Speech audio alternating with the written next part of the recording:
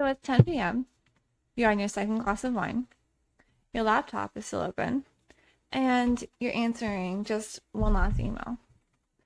Look at your calendar for tomorrow, and it's a wall-to-wall Tetris game of calls, tasks, meetings that you scheduled yourself for. You feel this wave of exhaustion, but underneath it, there's something else. There's this weird sense of satisfaction, a feeling of, look how hard I'm working, guys. Look at what I'm doing. This is what it takes. You've convinced yourself that this is the feeling of ambition, that this is the price of success. But there's this underlying, nagging thought that you keep pushing down. For how busy you are, your income has been sitting at the same number for the last 6, maybe even 18 months. You're doing more, but you're not making more. So today, we are decoding the very specific kind of busyness you use to avoid your next level of wealth. It's called productive procrastination. And it's the most sophisticated, socially acceptable, and convincing form of self-sabotage there is. It's the strategy of filling your every waking moment with good, necessary tasks that feel productive, but do absolutely nothing to move the needle on your revenue. Because the tasks that actually move the needle require a level of risk, visibility, and trust in yourself that your internal system has currently labeled as unsafe. And this isn't laziness. You are the furthest thing from lazy. What's actually running the show is a deep primal program that equates stability with safety, and the next level of your success with danger. Willpower and mindset hacks have not worked on this pattern because you are not fighting a bad habit. You are fighting your own survival instinct. You're trying to use a to-do list to outsmart a biological imperative. You will lose every single time. So let's talk about what this looks like. Imagine a woman who runs a very successful consulting business. She's at a solid $10,000 a month and has been for a year. She wants to get to $25,000 a month. She knows logically that the only way to do that is to stop trading her time for money. She needs to hire a junior consultant to handle the lower level client work, and she needs to create and launch a high ticket group program. That is the path. It is clear. So what does she spend her week doing? She spends 8 hours redesigning the banner on her website. She spends a full day batch creating 30 social media posts. She gets lost in a rabbit hole of researching new project management softwares. She reorganizes her client files. She answers every single email within 5 minutes. These are all good tasks. They are all things a business owner does, but they are not the two things that will take her from 10K to 25K a month. Her calendar is packed.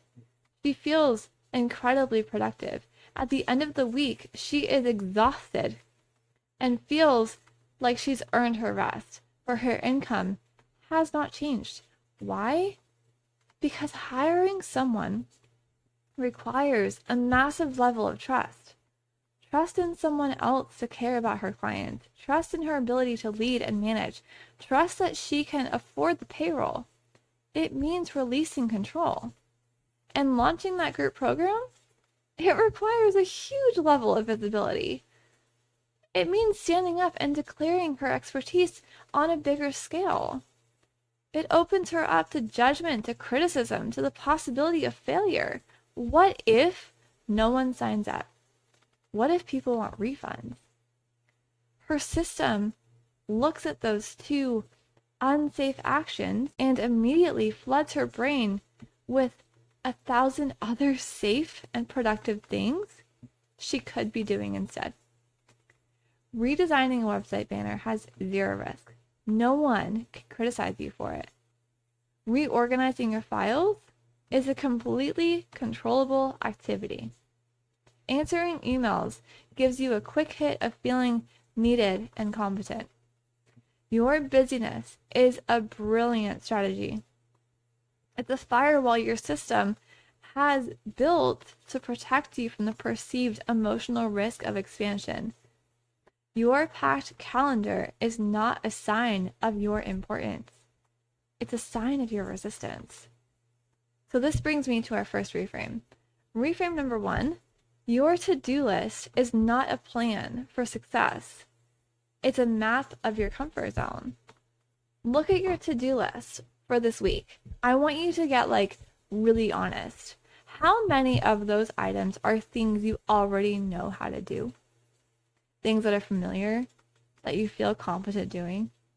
Probably all of them. The tasks that hold your next level of wealth are the ones that aren't on the list. They aren't on the list because just thinking about them brings up a feeling in your body.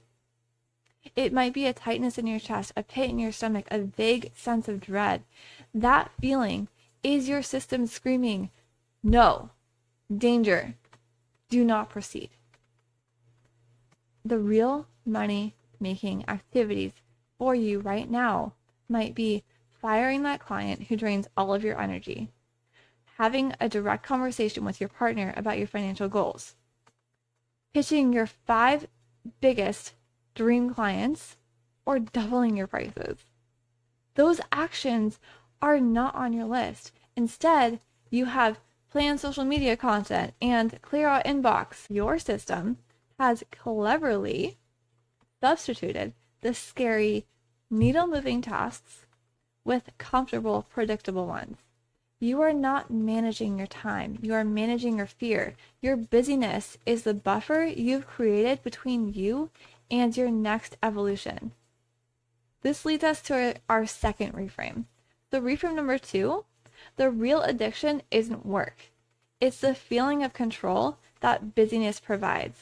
The chaotic CEO archetype believes that if she lets go of the reins for even just a second, the whole thing will collapse. She must have her hands on everything. She must personally respond to the emails. She must check the work of her assistant 3 times. This isn't perfectionism. This is a terror of the unknown, disguised as attention to detail. Busyness creates a predictable, controllable environment. You know what you're doing from 9 a.m. to 10 a.m. You know what to expect from the task. There are no surprises when you are organizing a folder. But your next level of wealth lives entirely in the unknown. It requires you to trust a team member to do the job, to trust that the money will be there, to trust that if you launch the program, the right people will show up, to trust that if you raise your prices, you won't lose all your clients. Wealth at the next level runs on a masterful release of control, not more of it.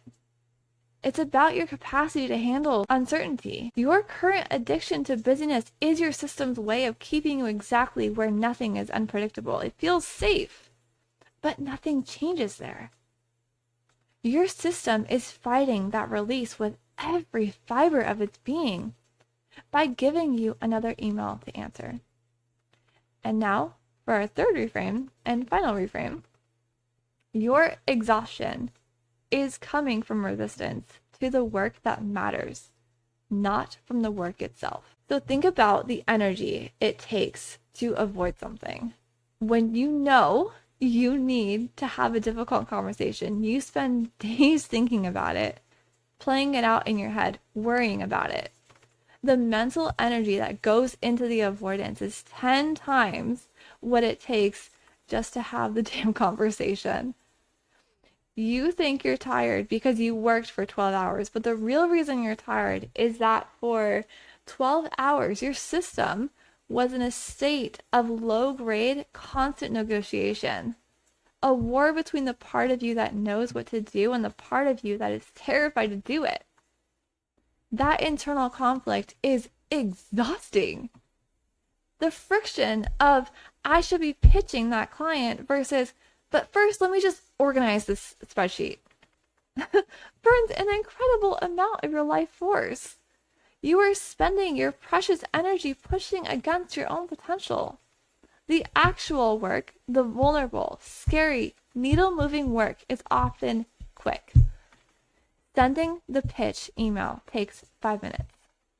Making the decision to hire someone takes an hour. The thing you are spending weeks avoiding could be done by lunchtime. The relief and surge of energy you would feel on the other side of that action would be immense. But you're choosing the slow, draining exhaustion of avoidance because it feels safer. Now I can feel the objection coming from some of you. You're thinking, I know all of this. I'm self-aware. I know I use busyness to procrastinate. I just need to be more disciplined. Let me be very clear. If you could have fixed this with more discipline, you would have done it already. You are one of the most disciplined people on the planet. You built a business to $8,000 a month and beyond. You do not have a discipline problem. You have a safety problem. You are trying to use logic and willpower to solve an issue that does not live in your logical brain. It lives in your body. It is a deeply ingrained subconscious program that is running your life on autopilot. You cannot affirm your way out of it. You cannot journal your way out of it, and you cannot hustle your way out of it. Trying to use more force is like stepping on the gas and the brake at the same time. You will just burn out your engine. Pushing harder doesn't touch this. Updating the program does. Teach your system at a fundamental level that the next version of you is safe. That more visibility is safe. That more trust is safe. That more wealth is safe. When your system feels safe, the resistance dissolves. The need for the frantic busyness falls away, and you are free to take the simple, direct, and powerful actions that create the results you want. Your wealth isn't hiding behind your next hustle. It's hiding behind the thing you're hustling to avoid. Thank you guys so much for being here, and I will see you in the next one. Bye!